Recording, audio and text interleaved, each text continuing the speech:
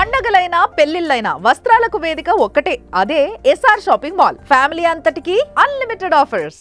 ఒక ఎస్ఐ, ఒక lady constable, ఒక కంప్యూటర్ ఆపరేటర్, చెరువులో తేలిన ముగ్గురి మృతదేహాలు. అసలు ఈ మరణాలు ఎందుకు జరిగాయి?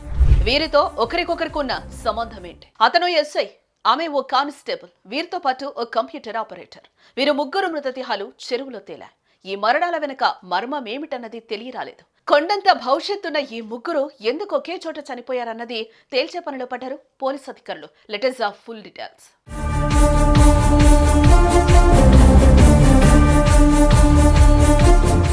ఇదిగో ఇక్కడ మనం చూస్తున్న ఈ ఎస్ఐ పేరు సాయి కుమార్. ఈయన బిక్కనూరులో విధులు నిర్వహిస్తున్నారు. ఇక ఈమె పేరు శృతి. ఆమె బీబీపేటలోని కానిస్టేబుల్ గా పనిచేస్తున్నారు. ఈ యువకుడి పేరు అఖిల్. ఈయన కూడా బీబీపేట కోఆపరేటివ్ సొసైటీలో కంప్యూటర్ ఆపరేటర్ గా విధులు నిర్వహిస్తున్నారు. ఈ ముగ్గురు మృతదేహాలు సదాశివనగరం మండలం అడ్లూరు ఎల్లారెడ్డి పెద్ద చెరువులో తేలాయి. ఏవో కారణాల వల్ల ఈ ముగ్గురు ఆత్మహత్యలు చేసుకున్నట్లుగా తెలుస్తోంది. ఇప్పటి వరకు అందుతున్న సమాచారం ప్రకారం ఈ బుధవారం అర్ధరాత్రి సమయంలో సాయి కుమార్ కారులో ఆ చెరువు దగ్గరకు వెళ్లారు. అక్కడ చెరువులో దూకి ఆత్మహత్యలకు పాల్పడ్డారు. లేడీ కానిస్టేబుల్ శృతికి గతంలోనే పెళ్లైంది. అయితే భార్యాభర్తల మధ్య విభేదాలు తలెత్తడంతో శృతి భర్తకు విడాకులిచ్చి బీవీపేటలో తల్లిదండ్రులతో కలిసి జీవిస్తోంది. బుధవారం మధ్యాహ్నం ఎస్ఐ కోసం ఉన్నతాధికారులు ఫోన్ చేసిన సమయంలో ఆయన ఫోన్ స్విచ్ ఆఫ్ అని తేలింది. దీంతో ఆయన ఫోన్ స్విచ్ ఆఫ్ చేసి ఎక్కడికి వెళ్లాడన్న దాని మీద వారు ఎంక్వైరీ చేశారు. అటు బీబీపేట ఠాణాలో విధులు ముగించుకుని ఇంటికి చేరాల్సిన తమ కూతురు సాయంత్రమైన ఇంటికి రాకపోవడంతో శృతి తల్లి పోలీసులకు ఫిర్యాదు చేసింది. దీంతో పోలీసులు ఆమె ఎక్కడికి వెళ్లిందన్నది కనుక్కునేందుకు ప్రయత్నించారు.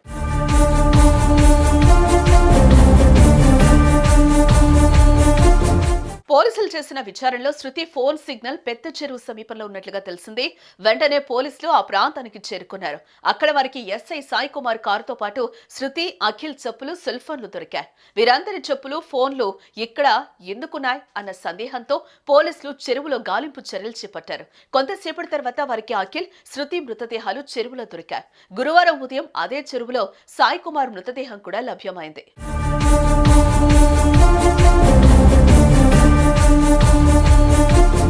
ఎస్ఐ సాయి కుమార్ కు కానిస్టేబుల్ శృతితో గతంలోనే పరిచయం ఉంది. సాయి కుమార్ 2 ఏళ్ల క్రితం బీవీపేట ఎస్ఐగా పనిచేసిన సమయంలో శృతి అక్కడే పనిచేసేవారు. ఆమెకు అప్పటికే వివాహమై భర్తతో విడాకులు కూడా అయ్యాయి. ఆ తర్వాత సాయి కుమార్ బీవీపేట నుంచి బిక్కనూరుకు బదిలీ అయ్యారు. ఎవరి జీవితాలు వారు జీవిస్తున్న పరిస్థితుల్లో ఈ ముగ్గురు చెరువు దగ్గర ఎందుకు కలిశారు? ఎస్ఐకి, లేడీ కానిస్టేబుల్ కు మధ్య ఏం జరిగింది? మధ్యలో అఖిల్ వీరితో ఎందుకు కలిశాడు?